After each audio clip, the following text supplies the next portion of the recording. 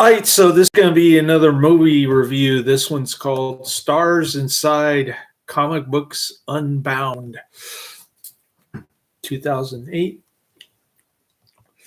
This is going to be a documentary on comic book movies and television and serials and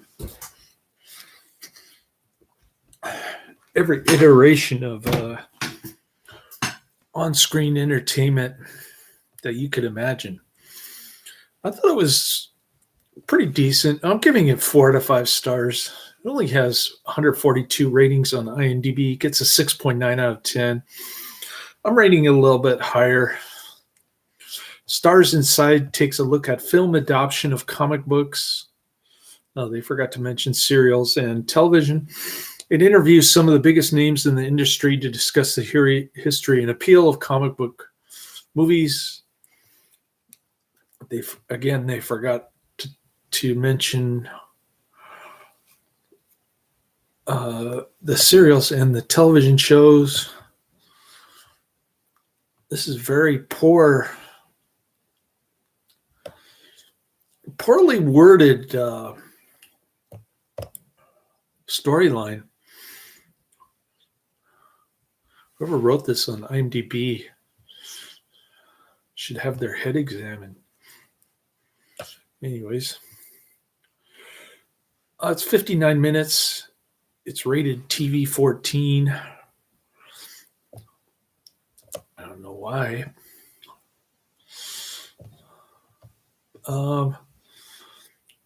It features Fritz the Cat, 1972. What else?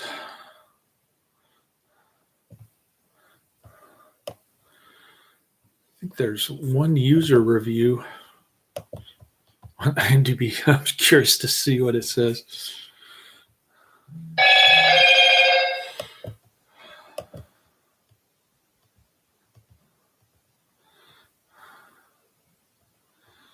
It just says 10 out of 10, very interesting movie. That's all it says. It says contains spoilers. Oh, here it goes. The movie is quite unusual and interesting, not only for geeks, but also for the mass audience. Yeah, kind of agree with that. If you're a comic book fan, you'll probably like this more, though. A very detailed story about the genesis of such a genre as comics movie and a lot of interesting facts from famous directors, actors, and comic writers. Guillermo del Toro, Ron Perlman, Mike Mignola, etc. Recommended for anyone who appreciates good documentaries and recommended for anyone who is interested in the history of the origin of some kind of art. I don't know about that. Art, really? Comic book movies? Okay. Well. I like the how they go into the serials and the very movies that I'm familiar with. I had no idea that Roger Corman did a Fantastic Four movie that got shelved until I saw this low budget $1 million version of Fantastic Four. Apparently there's some bootleg illegal copies of it at comic book conventions. That would be interesting to see. I'd be interested to see that, actually, the Fantastic Four bootleg.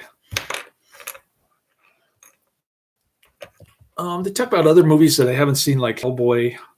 I didn't particularly care for Iron Man. They didn't harp on Iron Man too much. They just had Robert Downey Jr. in a couple clips. So that was good. They talk about a lot about X-Men, Superman, Batman, Hellboy, Sin City, those kind of films. Spider-Man. X-Men.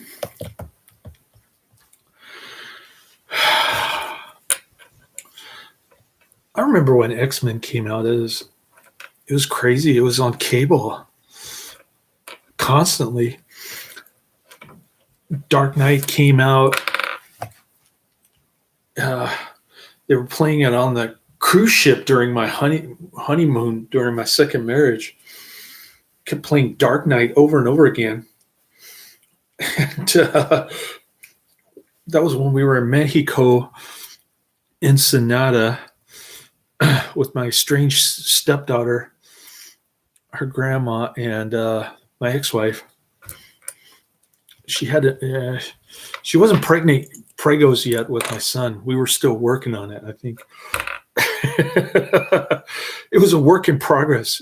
She finally figured out how to get a pregnancy test so that she knew which days that her egg was fertile, whatever. So she finally figured that out. It took her a while, but anyways, when X-Men came out, I was with my first wife, and she was into it, I guess. She was interested somewhat, although my first wife was more interested in the midnight movie stuff. All right, I guess I'll go through my list again. Karate Man told me about Everybody Loves Raymond, but there are like 40 discs on Netflix. So I just told him that I'd add it gradually as I'm sending the disc back, instead of like deleting 40 discs from the bottom of my Netflix queue. He really posted a lot of comments about this, that, and the other. Lionheart, Showdown, and Blood Warriors. I had forgotten that I already watched and reviewed those. I thought, I better look these up again. But then I went on my channel and I saw that I had reviews for all of them. Cool. Thanks for all the comments, Karate Man. Karate Man always knows more about these movies than I do. So that's why I appreciate his comments below, because he knows the production companies, the directors. He knows everything about these movies. Speaking of which, I've got another Karate Man recommendation coming up. Mercenary, 1996. I'm about halfway through. This is another Olivier Grunner movie.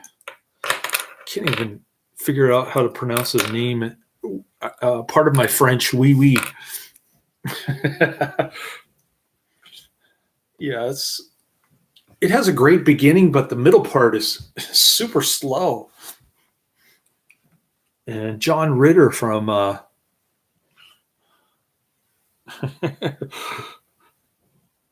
Three's Company.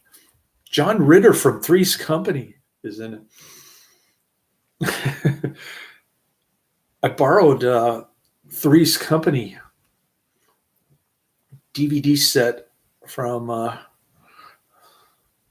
my former coworker, Symphony Chu. About 15 years ago, I think. It's been a long time. And my bag got wet. And it just disintegrated her DVD set inside my bag. I spilled my lunch on it or something. So I ended up buying her a new DVD set. I just said, okay, I'll just buy you a new one. Sorry. My fault. I'm so careless with other people's property. I felt really bad about that. And she wanted to be my pretend sister, but I wanted something more. Of course. All right. Well, enough about that. Second on my list is Night Fright, 1967, DEFCON 4, 1985, Santa Fe Trail, 1940, Renegade Girl, 1946, Passport for a Corpse. 1962, Black Dragons. 1942, Cyborg Cop. Cyborg Cop 2. Drums of the Desert. 1940. Shock. 1946.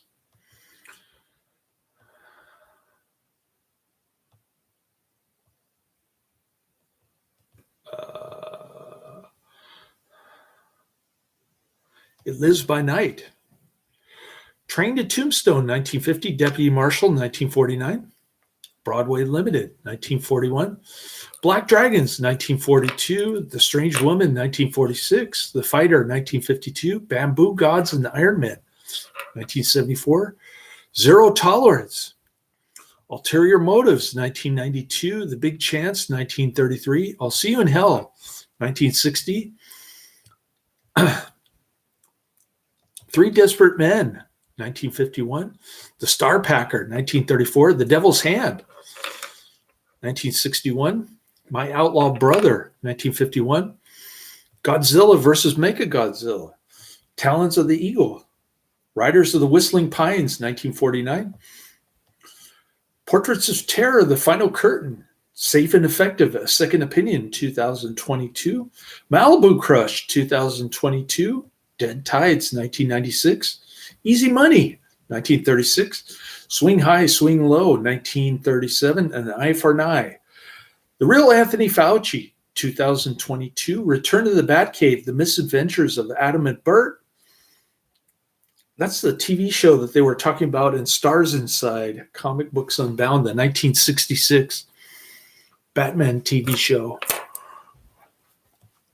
The Giant Gila Monster, 1959. Shadows on the Stairs, 1941. The Bigamist, 1953. The Unholy Four, 1954. Triple Cross, 1966. Hold Me While I'm Naked, 1966. Head, 1968. 1990, The Bronx Warriors, 1982. Exterminators of the Year 3000, 1983. Platoon Leader, Penny Serenade, 1941. Creature from the Haunted Sea, 1961. War of the Satellites, 1958. The Black Raven, 1943. He Walked by Night, 1948. They Were So Young, 1954. Whatever It Takes, 1998. One Dark Night, 1982. One Dark Night, 1982. Cipher Bureau, 1938. Sinners in Paradise, 1938. What Price Crime, 1935. Maytime in Mayfair, 1949. The Strange Love of Martha Ivers, 1946. Tarzan the Fearless, 1933. Monstrosity, 1963. Diamond Trail, 1933. Sinful Cargo, 1936. Youth on Parole, 1937. I'll Name the Murderer, 1936. The Chase, 1946. Impact, 1949. A Stranger in Town, 1943. Half a Sinner, 1940. The Devil's Hand, 1961. Did I already mention that? Oh, never mind. I already mentioned that. Forget it. Forget The Devil's Hand. Half a Sinner, 1940. And then there's Captured in Chinatown, 1935. Rimfire, 1949. Tales of Robin Hood, 1951. The Magic Sword, 1962. Bandit Queen, 1950. Crooked River, 1950. Marshal of El Dorado, 1950. Colorado Ranger, 1950. Bandit Queen, 1950. Wild Weed, 1949. Strangers of the Evening, 1932. Renegade. Devil's Partner, 1961. Fist of Glory, 1991. Night of Horror, 1981. Jungle Ground, 1951. Scanners 2, The New Order, 1991. Scanners 3, The Takeover, 1992. Scanner Cop 2, 1995. Great Guns, 1941. Laurel and Hardy, Saps at Sea. Charlie Chan, Murder Over New York. Best of the Best 4, Without Warning, 1998. Excessive Force, 1993. Don't Look in the Basement 2. The Mad Monster, 1942. King Kong Lives, Drum, 1976. Extreme Justice, 1993. Hillbillies in a Haunted House, 1967. Twin Dragons, Scream 2. Jimmy Trainor's Alien Parasite film. Forbidden World. That Cold Dead Look in Your Eyes, 2021. Undersea Kingdom, 1936. Rage of Honor, 1987. Bloodsuckers, The Royal Bed, 1931. Judge Priest, 1934. Regular Fellers, 1941. The Package, The Great Gabbo, 1929. Blind Husbands, 1919. Turkey Shoot, The Snow Creature, 1954. Love Laughs at Andy Hardy, 1946. A Farewell to Arms, 1932. Balance of Power. Overkill, 1996. The Royal Bed, 1931. Prehistoric Women, 1950. Silent Night, Bloody Night, 1972. Fog Island, 1945. Emergency Squad, 1974. The Vampire Bat, 1933. Radioactive Dreams, 1985. Black Sheep, 2006. Spontaneous Combustion, 1990. The Dick Tracy Show, 1961. Midnight Phantom, 1935. The Gorilla, 1939. Exile to Shanghai, 1937. Mystery Plane, 1939. Remedy for Riches, 1940. Soul Man, 1986. Big Town After Dark, 1947. One Body Too Many, 1944. Woman on the Run, 1950.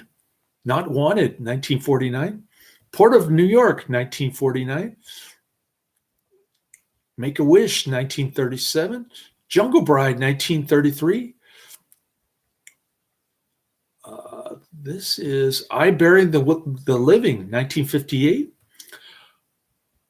I'm in the Army Now, 1936. Vengeance Valley, 1951. Captain Kidd, 1945. Hell's House, 1932. The Fatal Hour, 1940. $2 Better, 1951. Fear in the Night, 1946. The Trail Beyond, 1934. And last but not least, Scarlet Street, 1945. All right, I went through my list. I mentioned a duplicate, but I corrected myself. And I think I went through Stars Inside, comic books Unbound. They mostly talk about like Flash Gordon,